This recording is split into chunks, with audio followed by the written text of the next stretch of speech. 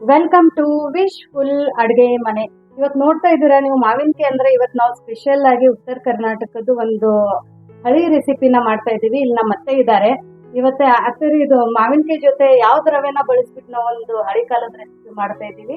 ಶೇಖರಣಿ ಉದುರುಗಡಬ. ಹೌದೇನ್ರಿ? ಉದುರುಗಡಬ ಅಂದ್ರೆ ನಾವು ಜೌಗೋದಿ ರವದಿಂದ ಮಾಡ್ತೀವಿ. ಜೋಗೋದಿ ರವ, ಆರ್ಪಿ ರವ, ಅದರಿಂದ ಯಾವ ಗೋಧಿ ಇದ್ರು ನಡೀತದ. ರವ ಇರ್ಬೇಕದು. ಅದನ್ನೆಲ್ಲ ಸ್ವಚ್ಛ ಇದು ಮಾಡಿ ಚಾಣಾಸಿ ತೆಗೆದು ಅದಕ್ಕೆ ಬಿಸಿ ನೀರು ಹಾಕಿ ಸ್ವಲ್ಪ ಎಣ್ಣೆ ಹಾಕಿ ಸ್ಟೀಮ್ ಮೇಲೆ ಕುದಿಸೋದು. ಸ್ಟೀಮ್ ಅಲ್ಲಿ ಮಾಡ್ಕೊಳ್ಳುವಂತ ಒಂದು ತುಂಬಾ ಹಳೆ ರೆಸಿಪಿ, ಉತ್ತರ ಕರ್ನಾಟಕದ ಭಾರಿ ಸ್ಪೆಷಲ್ ರೆಸಿಪಿ. ನನಗನು ಈ ರೆಸಿಪಿ ಗೊತ್ತಿರ್ಲಿಲ್ಲ. ಮದುವೆ ಮಾಡ್ಕೊಂಡು ಬಂದಾಗ ನನಗೆ ಗೊತ್ತಾಗಿರೋದು ಈ ರೆಸಿಪಿ.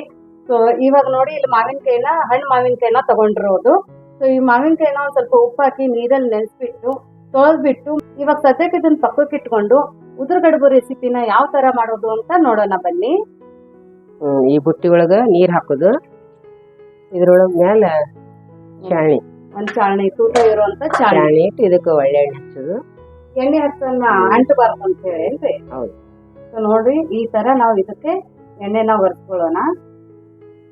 ಇದನ್ನ ಕಾಯಕ್ಕಿಡೋದು. ಇದನ್ನ ಸಣ್ಣದಾಗಿ ಕಾಯಿಸಿಡೋದು. ಮೇಲ್ಗಡೆ ಒಂದು ಮುಚ್ಚಳನ ಮುಚ್ಚಿಬಿಟ್ಟು ಇದನ್ನ ನಾವು ಸ್ವಲ್ಪ ನೀರ್ ಬಿಸಿ ಮಾಡ್ಕೊಳಕ್ ಇಟ್ಕೊಂಡು ನೆಕ್ಸ್ಟ್ ಏನ್ ಮಾಡೋದು ಅಂತ ನೋಡೋಣ ಬನ್ನಿ. ನೋಡಿ ಇಲ್ಲೊಂದು ನಾನು ಮಣ್ಣಿನ ತಟ್ಟೆ ತಗೊಂಡಿದ್ದೀನಿ. ಅದ್ರೊಳಗಡೆ ಒಂದು ಮೆಜರ್ಮೆಂಟ್ಗೆ ಒಂದ್ ಕಪ್ ಅನ್ನ ತಗೊಂಡಿದ್ದೀನಿ.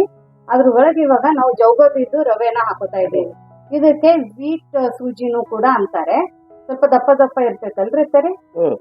ಗೋಧಿಯಲ್ಲಿನೂ ಸುಮಾರು ಬರುತ್ತೆ. ಅದ್ರಲ್ಲಿ ಇದು ಜವೆ ಗೋಧಿ ಅಂದ್ರೆ ತುಂಬಾ ಹೆಲ್ದಿ, ತುಂಬಾ nutritious recipe. So with measurement ಇಲ್ಲಿ ತೋರಿಸ್ತಾ ಇರೋದು ನೋಡಿ. ಇಲ್ಲಿ 1 ಕಪ್ ತಗೊಂಡು ಮೇಲೆ ಇನ್ನೊಂದಿಷ್ಟು 1/4 ಕಪ್ದಷ್ಟು ತಗೊಂಡಿರೋದು. ಸೊ ಅಷ್ಟು ಜವೆ ಗೋಧಿದು ರವೆನ ತಗೊಂಡಿರೋದು ನೋಡಿ. ಈ ತರ ಇರ್ತದೆ ರವೆ ವೀಟ್ ಸೂಜಿ. ಇದನ್ನ ಏನ್ ಮಾಡೋದ್ರಿ ಸರ್? ಈಗ ಇದಕ್ಕೆ ಸ್ವಲ್ಪ ಉಂಬೆ ಎಣ್ಣೆ ಉಪ್ಪ ಹಾಕಿ ಬಿಸಿ ನೀರು ಹಾಕಿ ಕಲಸೋದು ನೋಡಿ. ಇವಾಗ ಉಂಬೆ ಎಣ್ಣೆ ಅಂದ್ರೆ ನೀವು ಮನೇಲಿ ಯಾವ ಅಡುಗೆಗೆ ಎಣ್ಣೆನ ಬಳಸ್ತೀರಾ ಆ 2 ಸ್ಪೂನ್ ಅಷ್ಟು ಎಣ್ಣೆನ ಹಾಕೊಂಡಿರೋದು. ಉಪ್ಪು, ಸ್ವಲ್ಪ ಉಪ್ಪು, ಬಿಸಿ ನೀರು ನೋಡಿ. ಕುದಿಯ ನೀರನ್ನ ಹಾಕೊಂಡಿರೋದು. ಇವಾಗ ಸದ್ಯಕ್ಕೆ ಒಂದು 1/2 ಕಪ್ದಷ್ಟು ಹಾಕೊಂಡಿರೋದು. ಬೇಸಿಗೆ ಕಾಲದಲ್ಲಿ ಇದು ಫೇಮಸ್ ಅಲ್ರಿ ಸರಿ? ಫೇಮಸ್. ಶುಗರ್ದವ್ರಿಗೆ ಅದೆಲ್ಲ ಚೆನ್ನಾಗಿರುತ್ತೆ. ಅಂದ್ರ ಬಹಳ ಸ್ಟೀಮ್ ಮೇಲೆ ಕುದಿರ್ತದೆ. ಇದು ಅಷ್ಟು ಬಾಯಾರಿಕೆ ಆಗೋದಿಲ್ಲ. ಹೆಲ್ತಿಗೆ ಚಲೋ. ಶೇಖರಣೆ ರಸದ ಜೋಡಿ ಇದನ್ನ ಒಂದೊಂದ್ ಕಡಬ್ ಹಾಕೊಂಡು ತಿನ್ನೋದು.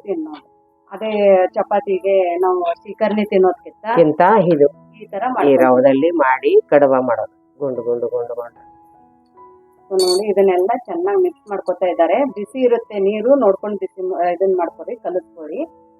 ಸೊ ನೋಡಿ ಒಂದು 1/2 ಕಪ್ ಬಿಸಿ ನೀರಲ್ಲಿ ಕಲ್ಸ್ಕೊಂಡು ಇವಾಗ ಸಣ್ಣ ನೀರನ್ನ ಹಾಕೋತಾ ಇದ್ದಾರೆ.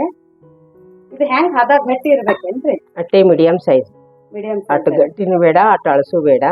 ಉದೂರ್ ಆಗ್ತದೆ. ಅದು ಹೆಸರು ಬಂದ ನೀರೊಳಗ ಅದು ಸ್ಟೀಮಲ್ಲೇ ಕುದಿದಿದ್ದು. ಇಡ್ಲಿ ಕುಕ್ಕರ್ ಅಲ್ಲಿ ಇಟ್ಕೊಳ್ಳೋದಲ್ರಿ? ಅದ್ರಲ್ಲೇ ನಡೀತದೆ. ಅದ್ರಾಗೂ ನಡೆಯುತ್ತೆ. ನಿಮ್ ಹತ್ರ ಈ ತರ ಇಲ್ಲ ಅಂದ್ರೆ ನೀವು ನಾರ್ಮಲ್ ಆಗಿ ಹಿಟ್ಟನ್ನ ಈ ತರ ಕಲಿಸ್ಬಿಟ್ಟು ಇಡ್ಲಿ ಪಾತ್ರೆಯಲ್ಲಿ ಇದ್ರಲ್ಲೇನು ಇಟ್ಕೋಬಹುದು. ಮತ್ತೆ ಇನ್ನೊಂದಂದ್ರೆ ಇದಕ್ಕೆ ಸೋಡಾ ಗಿಡ ಯಾವ್ದು ಇರಲ್ಲ. ಹಂಗಾಗಿ ತಿಂದದ ನಂತರನು ಹೊಟ್ಟೆಗೆ ಹಗರಾಗಿರುತ್ತೆ. ಸೊ ನೋಡಿ ಈ ತರ ಕಲಿಸ್ಕೊಂಡು ಈ ತರ ಉಂಡೆ ಮಾಡ್ಕೊತಾ ಇದ್ದಾರೆ ನೋಡಿ. ಈ ತರ ಉಂಡೆಗಳನ್ನ ಮಾಡ್ಕೊಂಡು ಪಕ್ಕಕ್ಕೆ ಇಟ್ಕೋತಾ ಇದ್ದಾರೆ. ಸೊ ನೀಟಾಗಿ ಇದೇನು ಉಂಡೆ ತರ ಆಗಲ್ಲ, ಸ್ವಲ್ಪ ಬಿಚ್ಕೊಳ್ಳುತ್ತೆ. ಬಟ್ ನೀಟಾಗಿ ಇದು ಸ್ಟೀಮ್ ಆಗಾನ ಗಟ್ಟಿ ಆಗುತ್ತಲ್ರಿ ಸರಿ? ನೋಡಿ ಈ ತರ ನಿಮ್ ಮನೆಯಲ್ಲೂ ಈ ತರ ಇದ್ರೊಳಗ ಸ್ವಲ್ಪ ಹಿಟ್ಟು ಮಿಕ್ಸ್ ಮಾಡಿದ್ರು ಓಕೆ. ಗೋಧಿ ಹಿಟ್ಟು ಮಿಕ್ಸ್ ಮಾಡೋದು. ಯಾರಿಗಾದ್ರೆ ಬೇಕು ನಮ್ಗೆ ಈ ತರ ತುಂಬಾ ರವೆ ಇತ್ತಂದ್ರೆ ಇದನ್ನ ಸ್ವಲ್ಪ 1 ಕಪ್ ರವದೊಳಗ 1/2 ಕಪ್ ಗೋಧಿ ಹಿಟ್ಟು ಹಾಕೊಂಡು ಈ ಸೇಮ್ ಕಲಸ್ಕೊಂಡು ಮಾಡಿದ್ರೆ ಚೆನ್ನಾಗಿರುತ್ತೆ. ಸೊ ನಿಮ್ಮ ಮನೆಯಲ್ಲೂ ಈ ತರ ಹಳೆ ಕಾಲದ ಯಾವ್ದಾದ್ರು ರೆಸಿಪಿ ನೀವು ನಿಮ್ ಮನೇಲಿ ಮಾಡ್ತಾ ಇದ್ರೆ ಅದನ್ನು ಕೂಡ ನಮ್ ಕಮೆಂಟ್ ಮೂಲಕ ತಿಳಿಸಿ. ಆ ರೆಸಿಪಿ ಕೂಡ ನಮ್ ಚಾನಲ್ ಅಲ್ಲಿ ನಾವು ವ್ಯೂವರ್ಸ್ಗಳಿಗೆ ಮಾಡಿ ತೋರಿಸ್ತೀವಿ. ಸೊ ನೋಡಿ ಇವಾಗ ಈ ತರ ಉಂಡೆನ ಮಾಡ್ಬಿಟ್ಟು ಈ ಉಂಡೆಗಳನ್ನ ಇವಾಗ ನಾವು ಆ ಸ್ಟೀಮರ್ ಒಳಗಡೆ ಇಟ್ಕೊತ ಹೋಗೋಣ ಅಂತ ನೋಡಿ. ಇಲ್ಲಿ ಇವಾಗ ನೀರ್ ಸ್ಟೀಮ್ ಆಗಿದೆ. ಇವಾಗ ಅದ್ರ ಒಳಗಡೆ ನಾವು ಮಾಡ್ಕೊಂಡಿರುವಂತ ಉದುರುಗಡಬನ್ನ ಇಟ್ಕೊಳ್ಳೋಣ. ಮತ್ತೆ ಇಡ್ಬೇಕಾದ್ರೆ ಕೈಯಲ್ಲಿ ಇನ್ನೊಂದ್ಸರ್ತಿ ನೀವು ಈ ತರ ಉಂಡೆಗಳನ್ನ ಮಾಡ್ಕೊಂಡು ಇಟ್ಕೊಳ್ಳಿ. ಇದೇ ತರ ಹೋಳಿಗೆನೂ ಮಾಡ್ತೀರಿ ಅಲ್ರಿ ನೀವು? ಇದ್ರ ಸಜ್ಕದ ಹೋಳಿಗೆ ಅಂತ ಮಾಡ್ತೀವಿ. ಹೂರಣದೊಳಗೆ ಸಜ್ಕು ಬೆಲ್ಲದ ಅಂಶ ಇರ್ತದ. ಶುಗರ್ದವ್ರಿಗೆ ಅದು ಚೆನ್ನಾಗಿ ಆಗಲ್ಲ. ಶುಗರ್ ಇದ್ದವ್ರು ಈ ಸೇಮ್ ಮಾಡ್ಕೊಂಡು ಶೇಖರಣಿ ರಸದೊಳಗೆ ತಿಂದ್ರೆ ಚೆನ್ನಾಗಿರತ್ತೆ. ಶೀಕರಣೆ ಮಾಡ್ಕೋಬೇಕಾದ್ರೂ ಅದ್ರ ಒಳಗಡೆ ಸಕ್ಕರೆ ಹಾಕೋಬೇಡಿ, ಶುಗರ್ ಇದ್ದವರು ಬೆಲ್ಲ ಹಾಕೋ ಪ್ಲೇನ್ ಆಗಿ ಮಾಡ್ಕೊಂಡು ಒಂದ್ ಸ್ವಲ್ಪ ಬೆಲ್ಲ ಹಾಕೊಂಡು ಇದು ಕಡುಬು ಎಲ್ಲ ಒಡ್ಕೊಂಡು ತಿಂದ್ರೆ ಚೆನ್ನಾಗಿರತ್ತೆ. ಸೊ ಇವಾಗ ನಾವ್ ಇದನ್ನೆಲ್ಲಾನು ಮೇಲ್ಗಡೆ ಮುಚ್ಚಳನ ಮುಚ್ಚಿಬಿಟ್ರಿ ಲೋ ಫ್ಲೇಮ್ ಅಲ್ಲಿ ಕುದಿಸ್ಬೇಕೇನ್ರಿ? ಲೋ ಫ್ಲೇಮ್ ಅಲ್ಲಿ ಎಷ್ಟು ನಿಮಿಷ ಕುದಿಸೋದು? 5 ನಿಮಿಷ. 5 ನಿಮಿಷ ಸ್ಟೀಮ್ ಆದ್ರೆ ಸಾಕು. ಲೋ ಟು ಮೀಡಿಯಂ ಫ್ಲೇಮ್ ಅಲ್ಲಿ ಒಂದ್ 5 ನಿಮಿಷ ಕುದಿಸ್ಕೊಂಡ್ ಬರೋಣ. ಇದನ್ನ ಕುದಿಯೋ ತನಕ ನೆಕ್ಸ್ಟ್ ಏನ್ ಮಾಡೋದು ಅಂತ ನೋಡೋಣ ಬನ್ನಿ. ನೋಡಿ ಇವಾಗ ಈ ಮಾವಿನಕಾಯಿನ ನಾನು ನೀರಲ್ಲಿ ನೆನೆಸಿಟ್ಟಿದ್ದಲ್ಲ ಅದನ್ನ ತಕ್ಕೊಂಡು ಇವಾಗ ಒರೆಸ್ಕೊಂಡು ತಗೊಂಡ್ ಬಂದಿದ್ದೀನಿ. ಇವಾಗ ಇದ್ರ ಮೇಲ್ಗಡೆ ನಾವು ಸಿಪ್ಪೆನ ತಕ್ಕೊಳ್ಳೋಣ. ಈ ತರ ನೀಟಾಗಿ ಸಿಪ್ಪೆನ ತಕೊಂಡ್ ಬರೋಣ.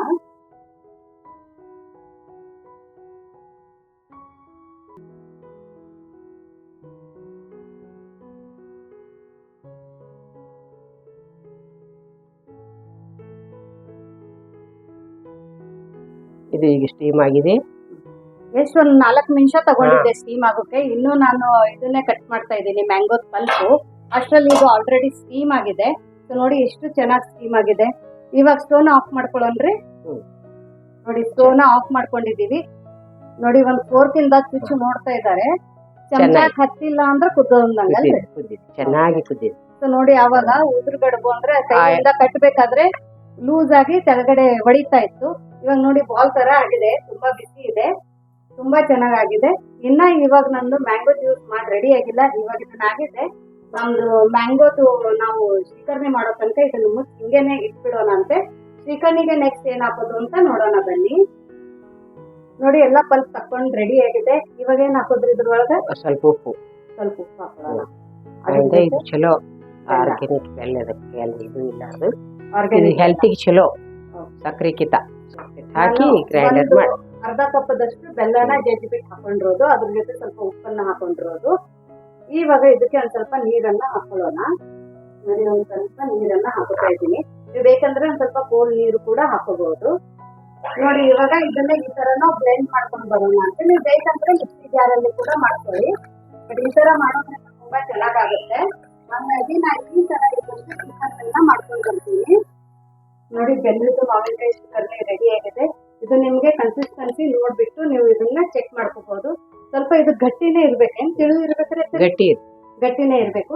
ಸೊ ನೋಡಿ ಮಿಕ್ಸರ್ ಅಲ್ಲಿ ಮಾಡಿದ್ರೆ ಒಂಥರ ಪೇಸ್ಟ್ ತರ ಆಗುತ್ತೆ. ಹಂಗಾಗ್ಬಿಟ್ಟು ನಾನು ಹ್ಯಾಂಡ್ ಮಿಕ್ಸರ್ ಅಲ್ಲಿ ಮಾಡಿದ್ದೀನಿ. ಆ ತರ ಮಾಡಿದ್ರೆ ನಾವು ಕಡಗೋಲಿಂದ ಕಟ್ಟಿತೀವಲ್ಲ ಆ ತರ ಇದು ಮಾವಿನಕಾಯಿ ಶ್ರೀಕರಣೆ ಆಗುತ್ತೆ.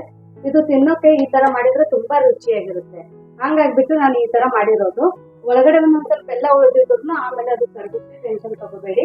ಆಮೇಲೆ ಇದನ್ನ ನೀಟಾಗಿ ಮಿಕ್ಸ್ ಮಾಡ್ಬಿಟ್ಟು ಇವಾಗ ಉದುರುಗಡಬು ಮತ್ತು ಮಾವಿನಕಾಯಿ ಶ್ರೀಕರಣೆ ಯಾವ ತರ ತಿನ್ನೋದು ಅಂತ ನೋಡೋಣ ಬನ್ನಿ. ನೋಡಿ ಇವಾಗ ಈ ತರ ಒಂದು ಗುಂಬಿರೋ ತಟ್ಟೆನ ತಗೊಳ್ಳಿ. ಇವಾಗ ನೋಡಿ ನಮ್ದು ಉದುರುಗಡಬನ್ನ ಹಾಕೊಳ್ಳೋಣ. ಈ ತರ ನಿಮ್ಗೆ ಎಷ್ಟ್ ಬೇಕಷ್ಟು ಹಾಕೊಳ್ಳಿ. ಬಟ್ 2 ತಿಂದ್ರೆ ಸಾಕು, ಹೊಟ್ಟೆ ತುಂಬಿಡ್ತೈತಲ್ರಿ. ಬಹಳ ತಿನ್ನೋರಿದ್ರೆ 4. ನೋಡಿ ಇದ್ರ ಮೇಲ್ಗಡೆ ನಾವು ಮಾವಿನಕಾಯಿ ಶ್ರೀಕರ್ಣಿನ ಈ ತರ ಹಾಕೊಂಡ್ ತಿನ್ಬೇಕು. ಕೈಯಿಂದ ತಿಂದ್ರೆ ರುಚಿ ಇನ್ನೂ ಜಾಸ್ತಿ. ನಿಮ್ಗೆ ಎಷ್ಟು ಬೇಕಷ್ಟು ಶ್ರೀಕರ್ಣಿನ ಹಾಕೊಳ್ಳಿ. ನೀವು ಬೆಲ್ಲದ ಶ್ರೀಕರ್ಣಿ ತಿನ್ನಲ್ಲ ಅಂದ್ರೆ ಸಕ್ಕರೆನ ಯೂಸ್ ಮಾಡ್ಕೋಬಹುದು. ಹೆಲ್ತಿಗೆ ಚಲೋ. ಇದಕ್ಕೆ ನಂಚ್ಕೊಳ್ಳಕ್ಕೆ ನೋಡಿ ಸಬ್ಬಕ್ಕಿ ಹಪ್ಪಳನ ತಗೊಂಡಿದ್ದೀನಿ. ಸಬ್ಬಕ್ಕಿ ಹಪ್ಪಳ ರೆಸಿಪಿ ಇನ್ನೊಂದು ನೋಡಿರ್ಲಿಲ್ಲ ಅಂದ್ರೆ ಡಿಸ್ಕ್ರಿಪ್ಷನ್ ಬಾಕ್ಸ್ ಅಲ್ಲಿ ನಾನು ಲಿಂಕ್ ಅನ್ನ ಕೊಟ್ಟಿರ್ತೀನಿ.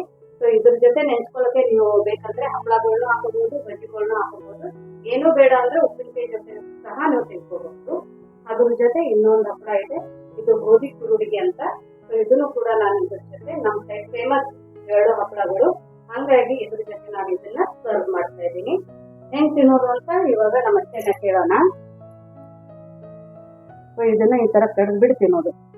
ರಾಗಿ ಮುದ್ದೆ ಎಲ್ಲ ಈ ಸೈಡ್ ಜನ ತಿಂತಾರ, ಅದೇ ತರ ಸ್ವಲ್ಪ ರವ ಇರುತ್ತೆ. ಹಿಂಗೆ ತಿನ್ನು, ಚೆನ್ನಾಗಿ ಹತ್ತದ, ಹೆಲ್ತಿಗೆ ಚಲೋ. ಏನು ನೀರ್ ಕುಡಿಸಲ್ಲ, ಏನಿಲ್ಲ, ಸ್ಟೀಮ್ ಅಲ್ಲಿ ಕುದ್ದಿರ್ತದೆ. ಶ್ರೀಕರಣಿ ಕಡುಬು ತಿನ್ ನೋಡ್ರಿ ಕರಿ ಹುಳಿ ಹೆಂಗಿದೆ ಅಂತ ಹೇಳಿ. ಎಲ್ಲಾ ಚೆನ್ನಾಗಿದೆ. ನೋಡಿ ಇದನ್ನು ಮಾವಿನಕಾಯಿ ಶ್ರೀಕರಣಿ ಒಂದ್ ಸ್ವಲ್ಪ ಹುಳಿ ರುಚಿ ಇದ್ರೆ ಇದಕ್ಕೆ ಸೂಪರ್ ಕಾಂಬಿನೇಷನ್. ಸಕ್ಕರೆ ಇದೆಲ್ಲ ನಿಮ್ಗೆ ಹೇಗ್ ಬೇಕೋ ಆ ತರ ಹಾಕೊಳ್ಳಿ. ನಿಮ್ಗೆ ಇವತ್ತಿನ ಉತ್ತರ ಕರ್ನಾಟಕದ ಅಥೆಂಟಿಕ್ ಉದುರು ಕಡಬ ಮತ್ತೆ ಶ್ರೀಕರಣಿ ರೆಸಿಪಿ ಹೇಗೆ ಅನ್ನಿಸ್ತು ಅಂತ ಕಮೆಂಟ್ ಮಾಡೋದನ್ನ ಮರಿಬೇಡಿ. ಇನ್ನೂ ನಮ್ಮ ಚಾನೆಲ್ ನ ಲೈಕ್ ಮಾಡಿಲ್ಲ ಅಂದ್ರೆ ಲೈಕ್ ಮಾಡಿ, ಶೇರ್ ಮಾಡಿ, ಸಬ್ಸ್ಕ್ರೈಬ್ ಮಾಡಿ. ವಿಶ್ ಫುಲ್ ಅಡುಗೆ ಮನೆಗೆ. Thank you.